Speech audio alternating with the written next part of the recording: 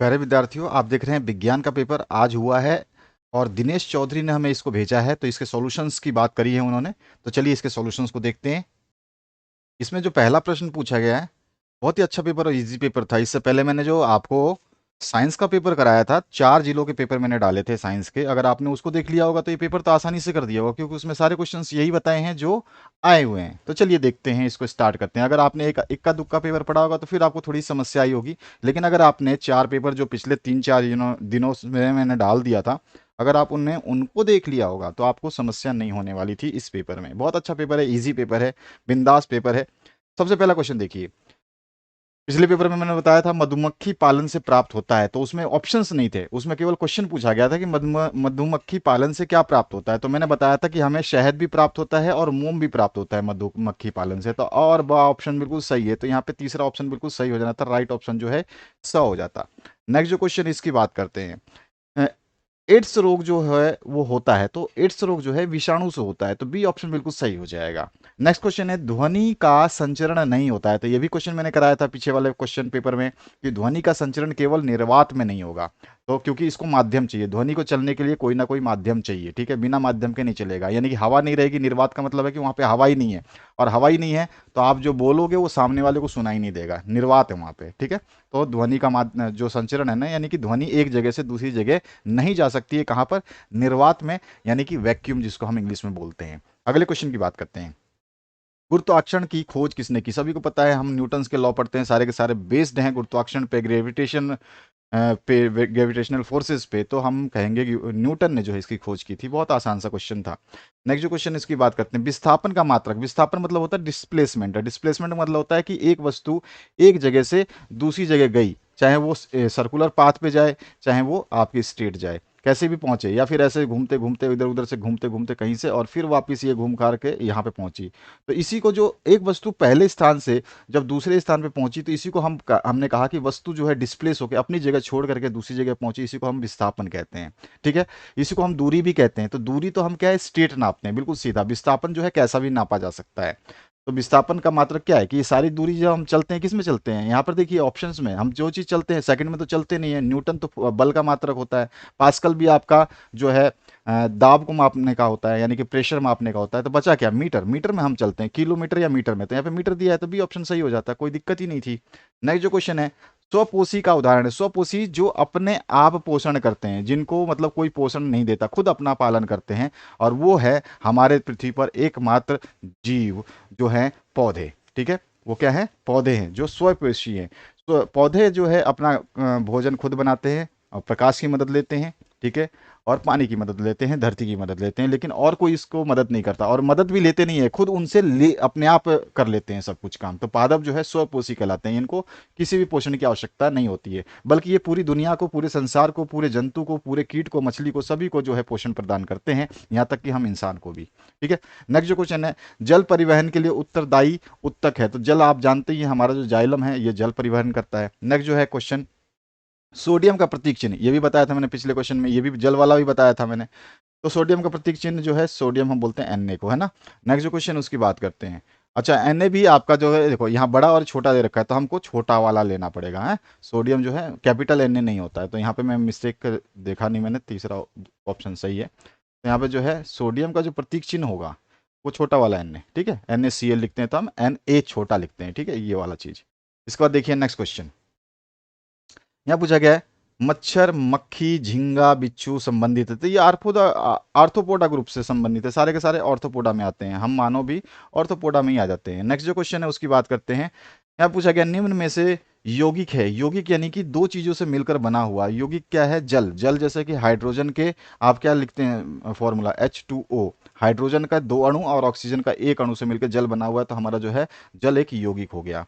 यौगिक मतलब दो चीजों से योग होना, यौगिक, ठीक है।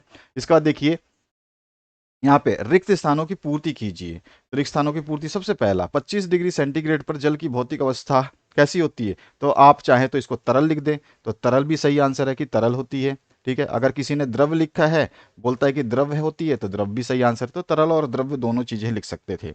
नेक्स्ट जो क्वेश्चन है, कोयला का जलना खालिस्तान परिवर्तन है। तो कोयले का जलना जो है, combustion of coal is a, क्या होती है, रासायनिक परिवर्तन कहलाती है। क्या होती है, रासायनिक परिवर्तन है। है ना, रासायनिक परिवर्तन है यानी कि केमिकल चेंज है। इसके बाद जो है आवेशित कणों को आयन कहते हैं। जिस बच्चे ने पेपर भेजा उसने सही लिख दिया है, आयन ही कहते हैं, तो हमारा आंसर जो है आयन हो जाएगा, बिल्कुल सही आंसर है। नेक्स्ट जो क्वेश्चन है, न्यूट्रॉन की खोज खालिस्तान ने की थी। न्यूट्रॉन की खोज की थी जेम्स, बिल्कुल सही समझा, जेम्स चैडविक ने।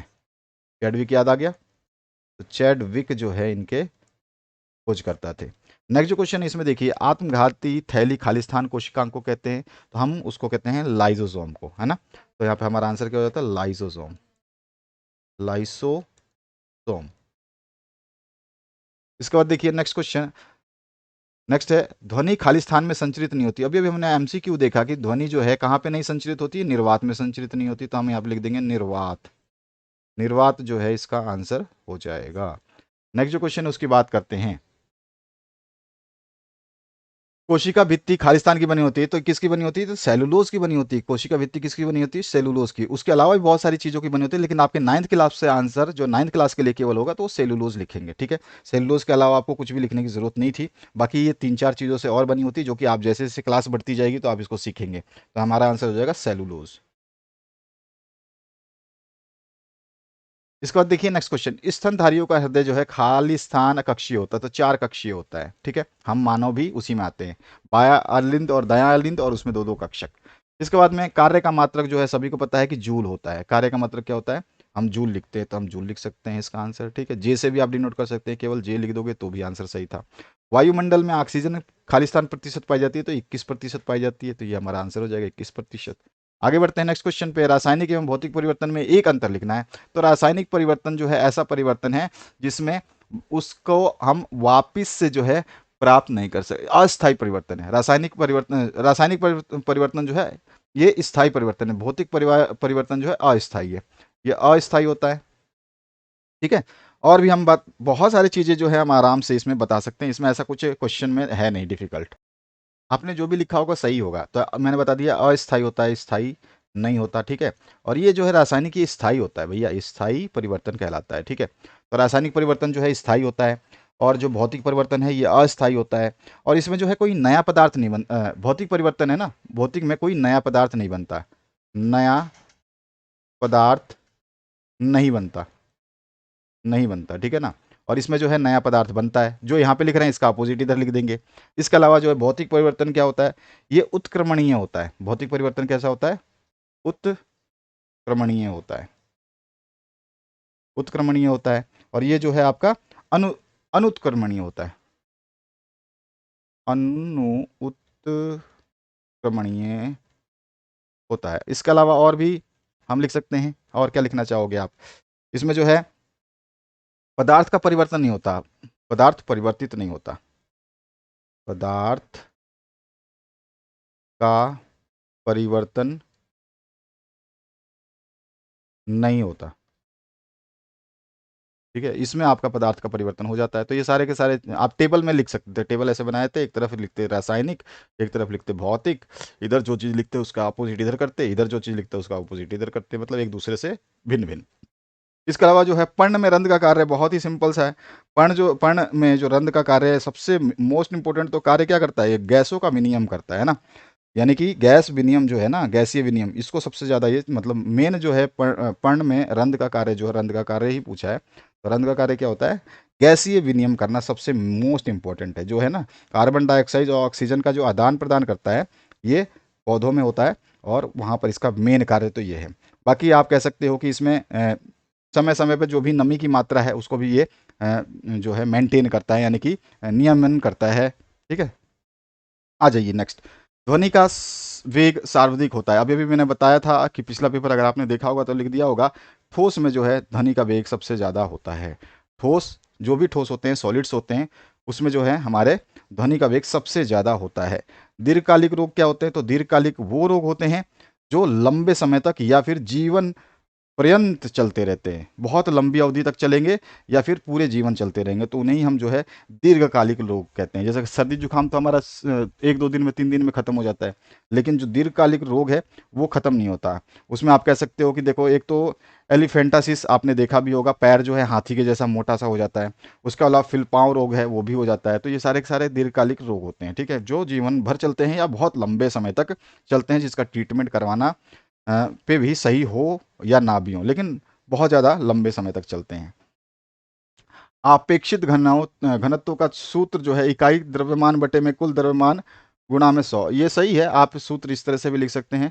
इसमें क्या है कि जिस वस्तु का द्रव्यमान हमें नापना होगा, उसका जो है हम कुल द्रव्यमान से तुलना कर लेते हैं, ठीक है। तो उससे हमारा जो है ये उसका अनुपात बताता है। इसके अलावा जो औसत चाल किसे कहते हैं, तो हम कह सकते हैं औसत चाल क्या होता है, एवरेज जो है स्पीड क्या होती है। तो हम बिल्कुल साथ साथ कहते हैं, जब भी कोई हम कह सकते हैं कि जो भी आपका जब कोई वस्तु है, वो कुछ समय के लिए असमान दूरियां तय करती है ना, तब उस वस्तु द्वारा चली गई कुल दूरी, ठीक है, य- या मतलब कुल दूरी में लगा समय जब हम उसका अनुपात के रूप में निकाल देते हैं, तो उसी को हम औसत चाल कहते हैं। तो किसी वस्तु द्वारा भिन्न भिन्न भिन्न भिन्न तय की गई दूरियां भिन्न भिन्न समय में, उसके अनुपात को जो है हम औसत चाल कहते हैं। इस तरह से आप कह सकते हैं, ठीक है। अच्छा, पेरी फेरा का अर्थ लिखिए। पेरी मतलब आप जानते हैं अच्छी तरह से, पेरी क्या होता है और फेरा क्या होता है।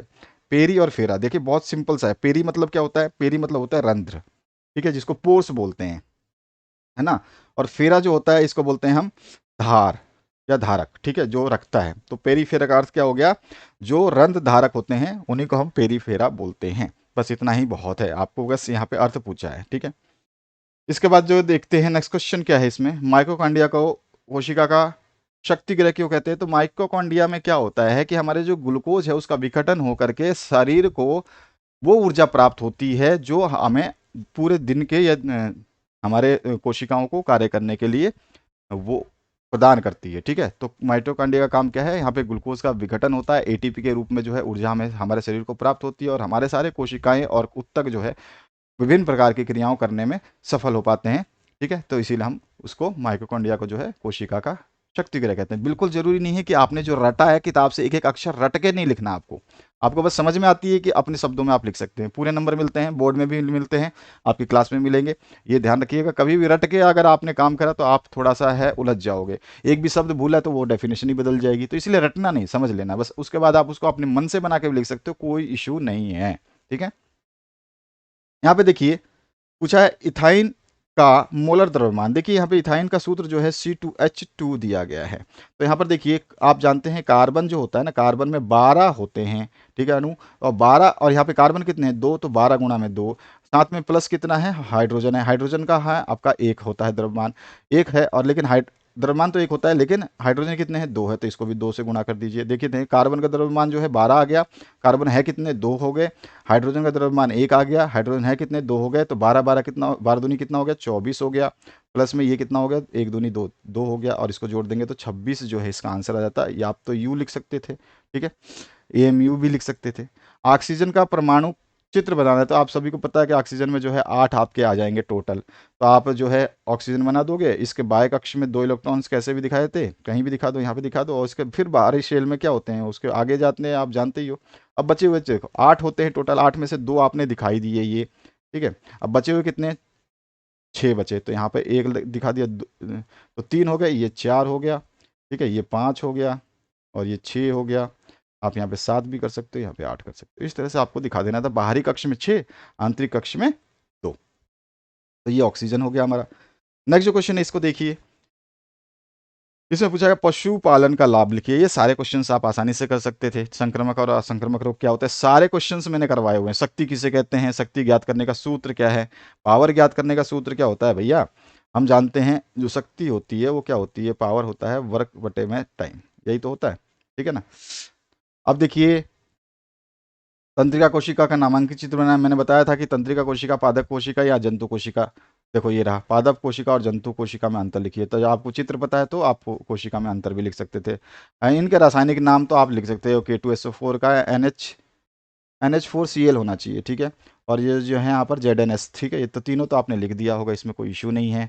इसके बाद 3 कक्षा वाले बोर के परमाणु मॉडल का चित्र बनाना, केंद्र के कार्य लिख देने हैं। किसी पेड़ की शाखा को तीव्रता से हिलाने पर कुछ पत्तियां झड़ जाती हैं। मैंने बताया था कि पत्तियां जो है विराम अवस्था में रहना चाहती हैं, और जैसे ही हम कोई बाह्य बल का प्रयोग करते हैं तो वो न्यूटन की गति को फॉलो करती हैं, और वो अपने जो है क्या कहते हैं रेस्ट के अवस्था, यानी कि विराम अवस्था से बाहर नहीं आना चाहती हैं, और एक इस तरह का जो फोर्स लगता है जिसकी वजह से वो पत्तियां जो है विराम अवस्था से जो है मोशन की अवस्था में जाती हैं, जिसकी वजह से वो गिर जाती हैं। गुरुत्वाकर्षण का सर्वत्र नियम जो है कैपिटल G वाला हमें लिख देना है, जो कि सर्वत्र नियम कहलाता है। एक बच्चा बीमार है, अपनी बीमारी के विषय में नहीं बता पा रहा है, हम कैसे पता करेंगे कि बच्चा बीमार है, उसे कौन सी बीमारी है, ठीक है। ये 2 चीज़ें बतानी है, शक्ति को परिभाषित करना है।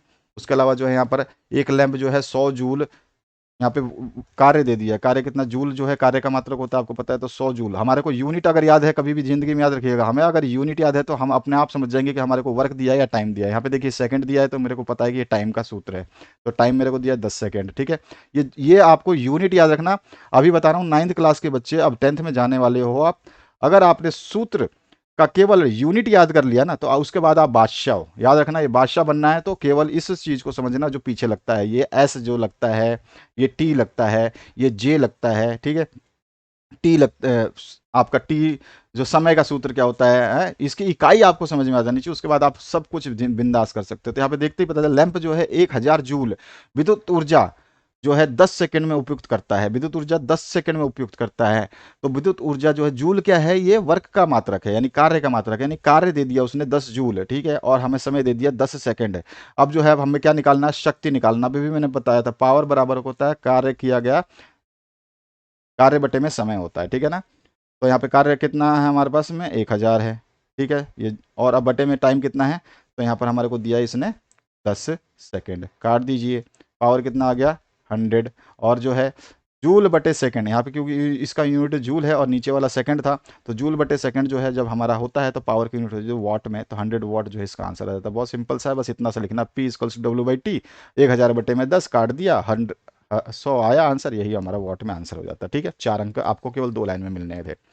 इसके बाद में जिनोस्पर्म और एंजियोस्पर्म एक दूसरे से किस प्रकार भिन्न, ये लिख देना है। रासायनिक एवं भौतिक परिवर्तन में वर्गीकृत, पेड़ों का कटना और मक्खन का एक बर्तन में पिघलना और अलमारी में जंग लगना, जल में साधारण नमक का घुलना, सारे NaCl की बात बहुत ज़्यादा हो रहा है। सोनार का पूरा नाम लिखिए, तो आप बता ही सकते हैं सोनार का पूरा नाम, साउंड नेविगेशन एंड रेंजिंग, ठीक है ना। तो ये आपने लिख दिया होगा, साउंड नेविगेशन एंड रेंजिंग, ठीक है ना। तो SO से तो साउंड हो जाता है, SOUND साउंड बोलते हैं, और ये N से नेविगेशन होता है, A हमारा जो है एंड के लिए उपयोग होता है, और R जो है रेंजिंग के लिए उपयोग होता है। तो हाँ, साउंड नेविगेशन एंड रेंजिंग, ठीक है।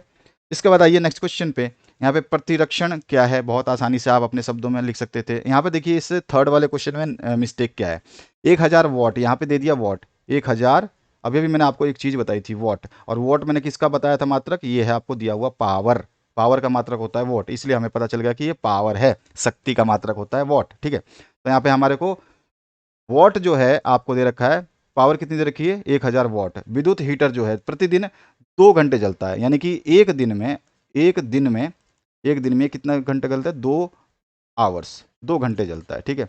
और जो है यहाँ पे बोल रहा है तो विद्युत खर्च यूनिट में ज्ञात कीजिए। अब एक बात बताइए कि कितने, अब इसने बोला कि प्रतिदिन जलता है, अब इसने बोला नहीं कि 2 दिन जला 3 दिन जला, तो जितने दिन वो बोलता है उसके हिसाब से हम पावर निकाल लेते हैं। हमारे को पता ही है, मैंने अभी फॉर्मूला होता है P = W/T होता है।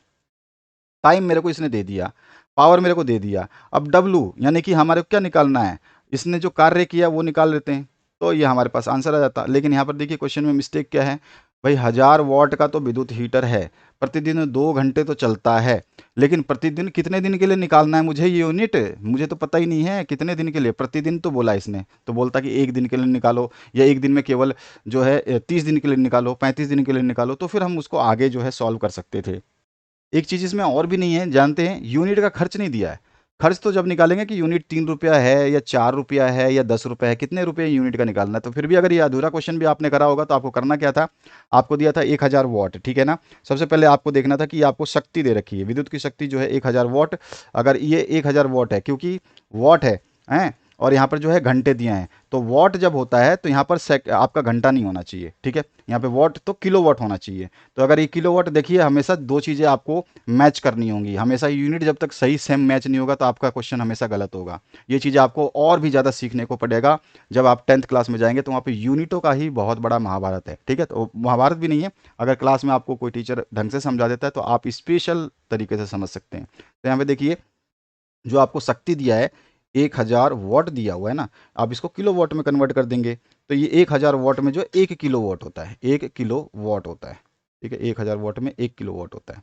तो हमने बना दिया इसको, और हमें समय दे रखा है घंटे में, तो हमारे पास जो है कितना है 2 घंटे, तो यहाँ पे 2 आवर्स, तो 2 आवर्स। और जो हमारा जो यहाँ पे देखिए विद्युत यूनिट निकालते हैं ना, वो किलोवाट आवर में निकलता है। ऊर्जा जो होती है ना हमारी, ऊर्जा बराबर क्या हो जाता है, शक्ति, शक्ति गुणा में समय। यहाँ पे देख रहे हो आप, सूत्र से ही बन जाएगा। यहाँ पे इसको इधर करेंगे तो ये शक्ति है, पावर क्या होती है, शक्ति है गुणा में समय बराबर क्या हो जाएगा, वाट। तो यही हमें निकालना है। देखो तो ऊर्जा बराबर क्या हो जाएगा, तो ऊर्जा हम कह देंगे कि भाई डब्लू बराबर हो जाएगा पी इंटू टी, और डब्लू हमें निकालना है, तो डब्लू बराबर पी कितना दिया हुआ है, तो हमारे को 1 किलोवाट, तो 1 किलोवाट हो गया, और गुणा में आवर कर देंगे 2 आवर, तो हमारे पास जो हो गया डब्लू जो हो गया 2 किलो वाट आवर। ये आ गया हमारे पास जो यूनिट हमने खर्च करी। अब इसने खर्च यूनिट तो हमने निकाल दी, लेकिन अब कितने दिन के लिए बोल रहा है, कितने पैसे के लिए बोल रहा है, इसमें मिस्टेक है। तो हमारा यहाँ पे आंसर कंप्लीट हो जाता है। अगर ये बोलता कि मान लीजिए कि ये 10 दिन चलता है, तो 10 दिन के हिसाब से हम बताए थे, 10 दिन गुणा कर देते भाई, कि 2 किलोवाट तो केवल 1 दिन चलता है। अगर 10 दिन चलता तो 10 दिन के हिसाब से ये 20 किलोवाट ले रहा है, तो 20 किलोवाट पर आवर जा रहा है। और फिर ये बोलता कि 3 रुपये यूनिट है, तो गुणा में इसमें 3 कर देते, 20 किलोवाट यूनिट हमने खर्च किया हर घंटे। तो हर घंटे के हिसाब से अगर 1 घंटे का इसने बोला कि 3 रुपये खर्च है, तो इसको निकालिए 3 रुपये से गुणा, तो 3 दूनी 6, 60 रुपये जो है इसका आंसर आ जाता है। इस तरह से हम लिख देते, लेकिन यहाँ पे दिया नहीं है, ठीक है। तो इसलिए जो है हम सीधा सीधा आंसर देख लेंगे कि हमारे पास केवल आंसर यहीं तक 2 किलोवाट आवर तक ही सीमित रह जाता है। यही आंसर, बस इतना ही होता है अगर इस क्वेश्चन को हम देखते हैं। तो मृतावर्धन क्या है, जलीय चक्र को चित्र बताना है, चित्र बनाना है। मैंने बताया था जलीय चक्र और नाइट्रोजन चक्र, दो चक्र जो है बहुत इंपॉर्टेंट होते हैं। ग्रीन हाउस प्रभाव किसे कहते हैं, ऑक्सीजन चक्र को आपको समझा देना है। वर्मी कंपोस्ट क्या होता है ये आप भी जानते हैं, जो हमारे खाने पीने के पदार्थ होते हैं उनको सड़ा गला करके खाद बनाना वर्मी कंपोस्ट कहलाता है। खाद और उर्वरक में अंतर, ये भी लास्ट जो पेपर मैंने डाला था उसमें बताया था कि खाद और उर्वरक में अंतर जरूर पूछता है, तो आपने इसे पढ़ लिया होगा तो अच्छा पेपर गया होगा। मुर्गी पालन को समझाना है, और फसल चक्र क्या होता है, इसके क्या लाभ हैं, ये आपको समझाना है। तो इस तरह का क्वेश्चन पेपर था, बहुत इजी सा पेपर था। इससे पहले जिसने भी पेपर्स देख लिए, जो मैंने बताया कि साइंस के 4 वीडियोस मैंने डाले थे, ये 5वां वीडियो आप देख रहे हैं। कुल मिला के 5 साइंस के वीडियोस मैंने डाले थे, जो अलग अलग जिलों में होते, लगभग लगभग क्वेश्चन सभी के सिमिलर हैं।